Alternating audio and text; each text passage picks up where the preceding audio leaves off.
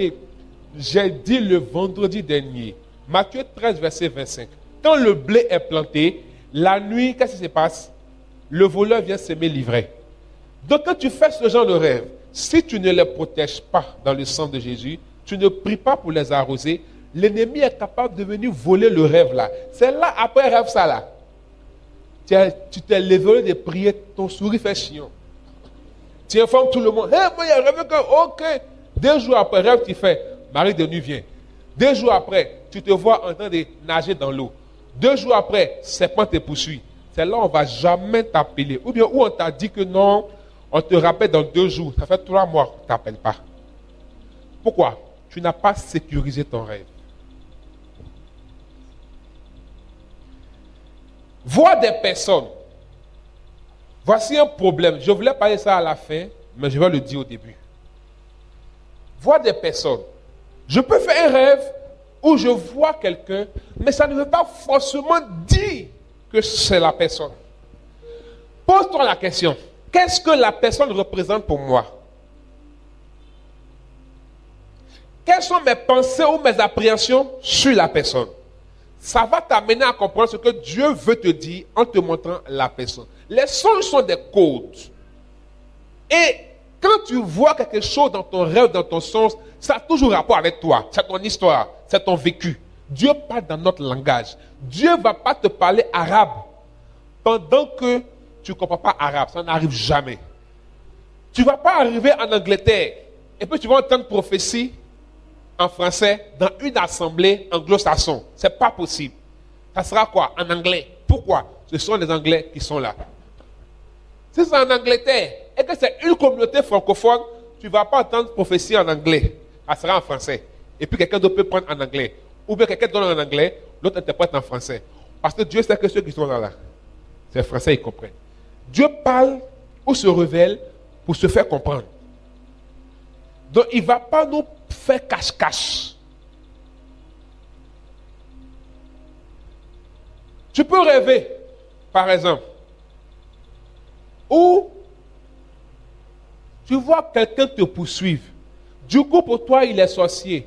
Non, pas forcément.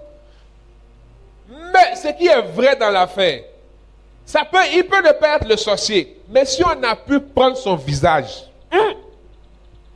c'est qu'il y a un problème. C'est qu'il a laissé la route. C'est qu'il y a ce qu'on appelle une prédisposition. Il a une attitude ou un caractère en lui qui favorise l'œuvre de la sorcellerie. C'est pourquoi la Bible dit que la nuit ne se couche, que le soleil ne se couche pas sur ta colère. Parce que quelqu'un qui dort avec sa colère, laissons spirituellement, de manière physique et psychologique, quelqu'un qui est en colère ne peut pas dormir sur son ventre. N'est-ce pas? Tu vas t'étouffer. Tu vas dormir sur ton dos. Ton âme est très prête pour l'éviter pour partir.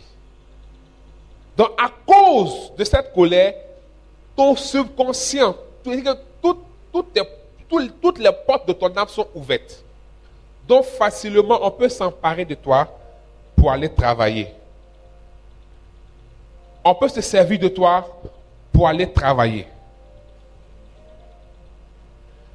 On peut te prendre pour aller fonctionner. C'est ce qu'on appelle la sorcellerie par masque. Tu ne sais pas. Quelqu'un te va dire, oh, toi tu es sorcier. Oh, quelqu'un a juste pris ton visage pour partir à cause d'une prédisposition.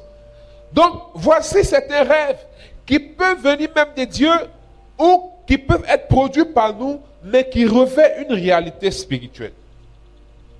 Ou qui peuvent être des orientations ou des directions que Dieu nous donne. Mais comme je l'ai dit tout à l'heure, il y a des rêves maléfiques qui peuvent venir dans nos vies. L'ennemi va semer des choses dans nos vies. Alors ce soir, je ne suis pas là pour faire un cours d'interprétation de rêve ou de songe, mais je viens nous donner sur la base de la parole de Dieu, de ma petite expérience, de certaines réalités que lorsque nous voyons dans nos rêves ou nos songes, peuvent traduire des réalités spirituelles ou peuvent annoncer quelque chose qui arrive ou qui sera fait. Par exemple, Tu fais un rêve. Ici, les gens n'aiment pas écrire. Faites confiance à votre mémoire. La mémoire, elle est elle n'est pas fidèle, elle est très infidèle. Des mecs qui m'ont appelé, Berger, la dernière fois, tu as dit quoi même? Quand on rêve comme ça, là, elle te dit, il faut partir pour un CD. Alléluia. Quand tu rêves, par exemple, que tu es en train de boire l'eau sale, est-ce que vous savez que avant d'arriver là, on peut t'empoisonner spirituellement? Ce n'est pas physique, mais à travers un rêve, on peut t'empoisonner. Et ça se passe beaucoup. Il y a aujourd'hui, tout le monde sait qu'il y a certaines maladies qui sont envoyées spirituellement. Et le plus souvent, comment ça se fait? C'est à travers des rêves. Donc, tu rêves que tu es en train de boire l'eau sale.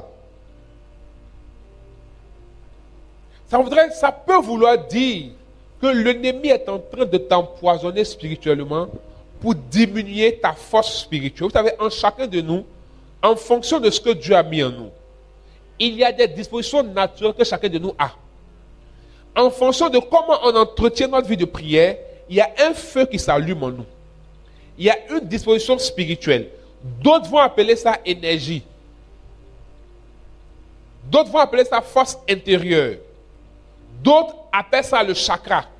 D'autres appellent ça, je ne sais pas. Mais nous, on appelle ça soit l'onction. D'autres appellent ça aura. On dit l'autre là, il est un aura fort, ceci. Nous, on appelle ça onction. Nous, on appelle ça présence de Dieu. On appelle ça la grâce infuse de Dieu. Donc, l'ennemi peut t'empoisonner spirituellement pour diminuer ton feu. D'autres appellent ça le feu, dans le jargon spirituel. Chez des frères évangéliques, on appelle ça le feu. La présence de Dieu en toi, ta teneur spirituelle, il peut t'empoisonner pour réduire ça. Pour ne pas que tu puisses te lever. Satan sait que celui qui demeure à l'abri du Très-Haut repose à l'ombre du Tout-Puissant. Or, il sait que pour demeurer à l'abri du Très-Haut, ce n'est pas la vie de prière, ce n'est pas la vie spirituelle. Quelqu'un qui est sous un arbre va forcément bénéficier de l'ombre de l'arbre. Donc, quand tu vois que ta vie spirituelle est en train d'être attaquée, tu deviens lourd, tu n'as plus envie de prier, ça devient un désordre. Il faut te dire que Satan est en train de préparer un grand coup contre toi. Parce qu'il sait que ce qui te met à l'ombre du Très-Haut, c'est la prière.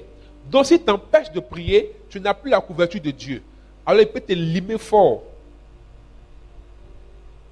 Mais les chrétiens qui ne sont jamais inquiétés quand leur vie de prière prend un coup.